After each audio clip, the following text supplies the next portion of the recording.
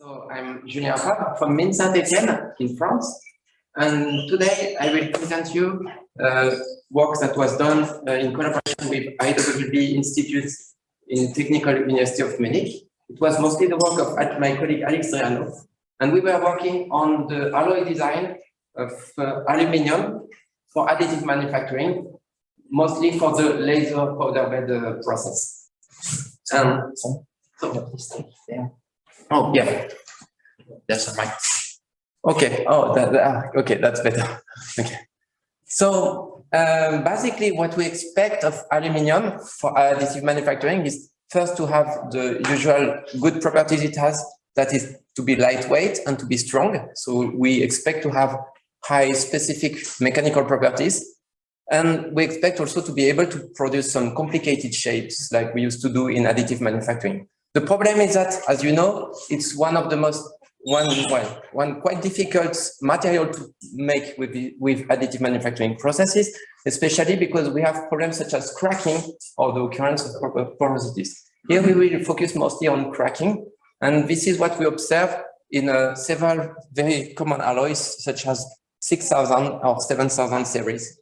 And so the aim of today is to try to minimize this risk of hot cracking. So there are different ways of doing that. We can play with the parameters of the process, or we can make some addition of elements to minimize the risk of cracking. What I'm going to investigate today is to see if we are able or not to make a complete design of the alloy from scratch, starting with just aluminium plus, well, we can add anything we want. So it's a quite creative activity. And globally, what is the goal of this study is to do a global optimization. So if we want to make a global optimization, what we need is first to define what we actually search for. So it will be objective functions. You need to define some mathematical formulas that formalize what you are actually looking for. This is a quite difficult task, and it will be the aim of these objective functions will be to mitigate problems such as defects, such as cracking, and also to increase the properties. You could increase the properties for itself, but also you could eventually consider that as a penalty function. That means sometimes it will just help you to keep the alloy within a reasonable range so that the properties are not going to be degraded too much.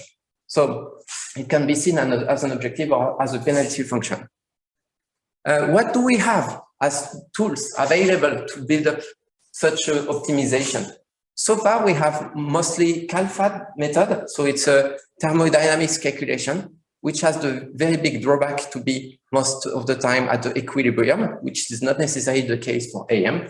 And we have analytical formulation of some problems that we will use also. When we define the objective functions, they can be assembled together to make an algorithm, an optimization algorithm. Here we used a genetic algorithm, which is very well adapted for alloy design. I will try to convince you of that.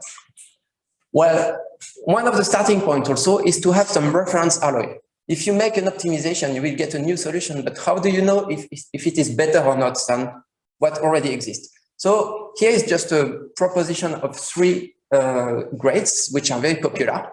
The first one, aluminum silicon, is very, well, it's quite easy, not very easy, but somewhat easy to do by additive manufacturing, but it doesn't have very good mechanical properties like we can see here. But more attractive ones are the 6000 and 7000 series with much better mechanical properties. Unfortunately, it's extremely sensitive to hot cracking. So it seems like we cannot have easiness of manufacturing and mechanical properties together. You have always one or the other. Well, let's try to have an alloy that is good for both of them. This is the aim of today. So what are the objective functions we should use? Let's go into the topic. Well, first we say that the biggest problem with the 6000 and 7000 series is hot cracking. So let's deal with that first. What happens when you make solidification of aluminium is when you increase the solid fraction, at a certain level you have the mushy zone, a mixture of liquid and solid, and the liquid shrinks, and the shrinkage is going to create some voids between the dendrites, and this is going to initiate the hot cracking. And also you have thermal stress in addition, that doesn't help. So one of the ideas is to decrease what we call the critical solidification range So we define two fractions here at 0.97, 97% and 80% here. And we do a child calculation, so the evolution of the temperature as a function of the solid fraction. And for an alloy here, for instance, for the 6000, you can take this point here, and you make the difference between the two, and it gives you the critical solidification range. The smaller it is, the better. So finally, that's something we can get with software like Thermocalc that does child calculation based on equilibrium, and by considering also segregation. And you can calculate this value and try to minimize it. So that's the first criterion. We will see later whether it is sufficient or not to solve the problem of hot cracking. The second thing is, if you play with aluminum and you just make many compositions, you have very high chances to have a lot of intermetallics that you don't want. So you should absolutely have somewhere a criterion that preserve you from like something like pure intermetallics that would be totally brittle or things like that. So we define two bounds between which we assume that normally it should be not so bad. So we estimate the fraction of FCC ductile phase, aluminum phase, and we specify a minimal amount. Here we chose 70%, but this could be changed eventually. So we assume that if you have more than 30% of intermetallic at the equilibrium, I insist, at the equilibrium, then we just expect that this alloy is not going to be interesting anyway.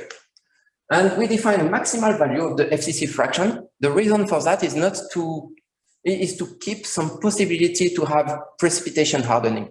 Because if you get alloys that are just FCC and there is no chance for precipitation, this is a bit a pity, because this is nice also to have aluminum alloys that are able of doing precipitation hardening.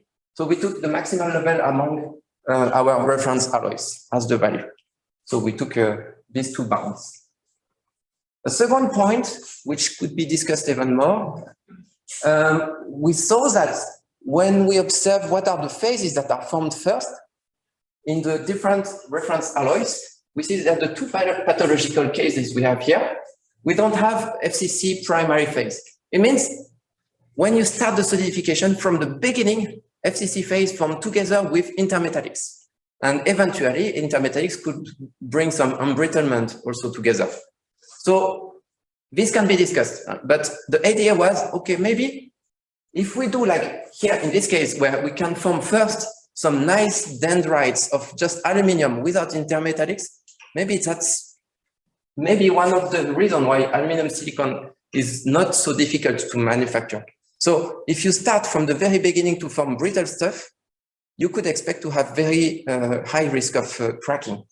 So we encouraged the selection of alloys for which primary FCC was positive. There have to be FCC phase forming early in the solidification step, and if possible alone at the beginning at least. And a last criterion that we put was the improvement of strengthening by solid solution. Of course, you have many strengthening mechanisms, like the most efficient one is precipitation. But for the moment, we don't have, I'm sorry, we didn't have at this time a nice model for precipitation. So we had only to consider the solid solution. So we consider the fraction of elements in the FCC phase. So it's possible only if it's inside the FCC phase. We get this concentration and we inject it in the Labuche model to know how much the yield stress should be increased because of the solid solution effect. And that's going to promote the inclusion of foreign elements inside the alloy.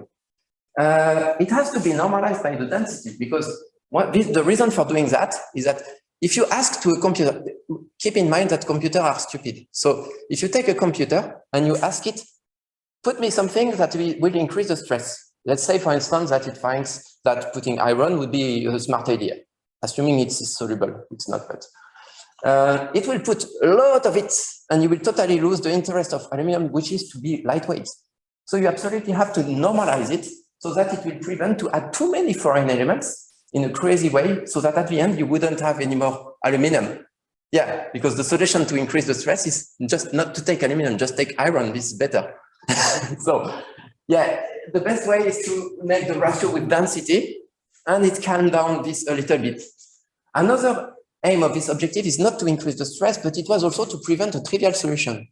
I told you, computers are stupid. So if you ask, yes, please find the materials which is not going to make hot cracking. The response was, okay, pure aluminum is fine.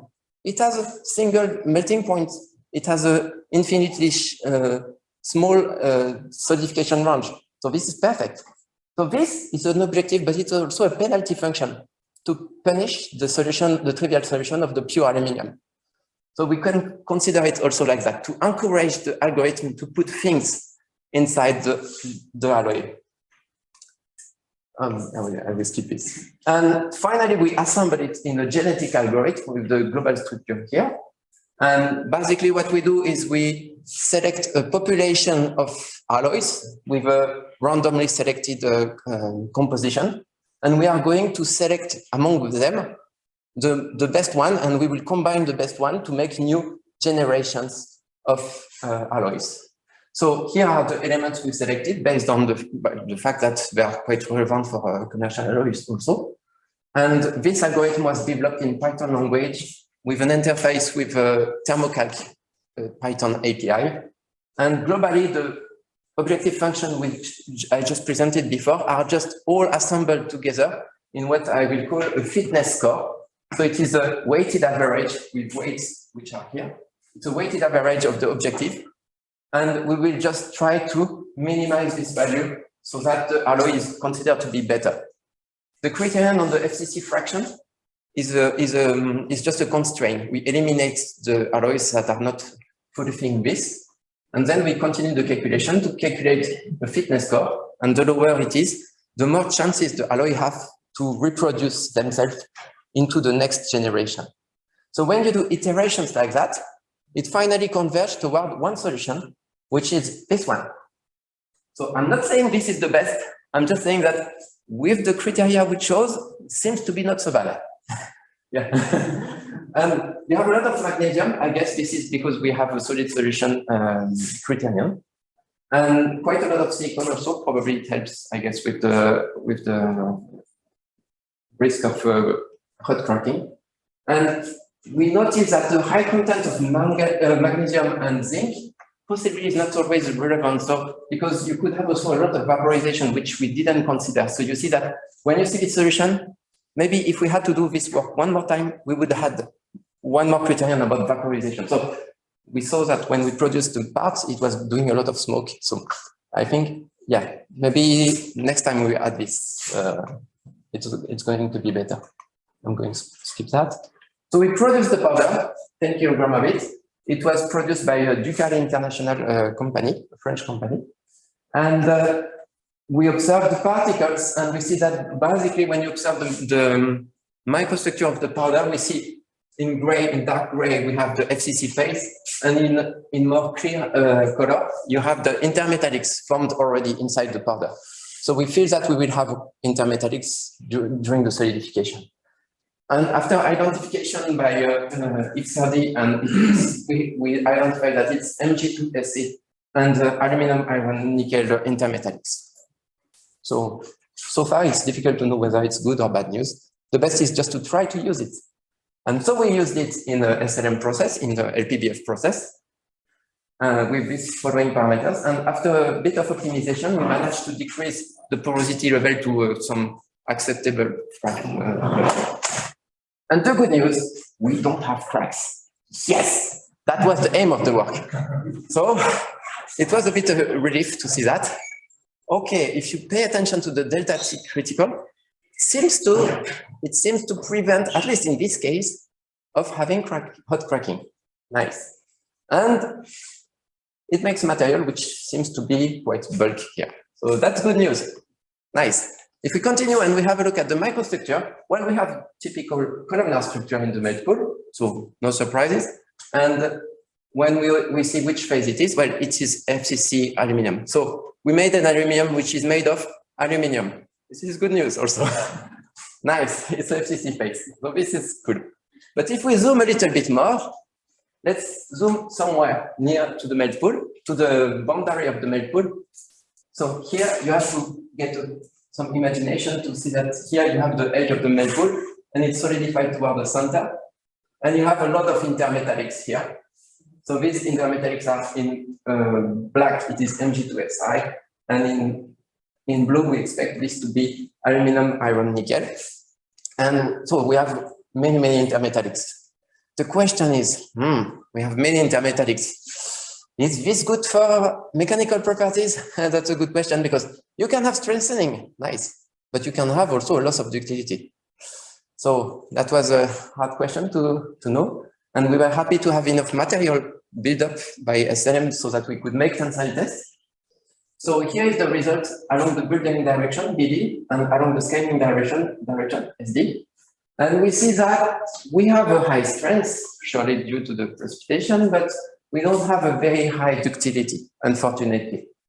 And we have hardly 1 to 5% of ductility, and I was expecting a bit more. So if we compare ourselves with the reference alloys, we see that we have very high strength. So this is better than the 6,000 and 7,000, which are full of cracks usually when we make it by additive manufacturing. These are data from the literature made by LPBF. So here it's low because it's LPBF material, so full of cracks. So here we get better because we don't have so much defects, but we have a ductility which is comparable to the others and which should be a bit higher. We could expect to have same as aluminum silicon. So I think we should improve a bit the ductility, and obviously it's probably with the control of precipitation.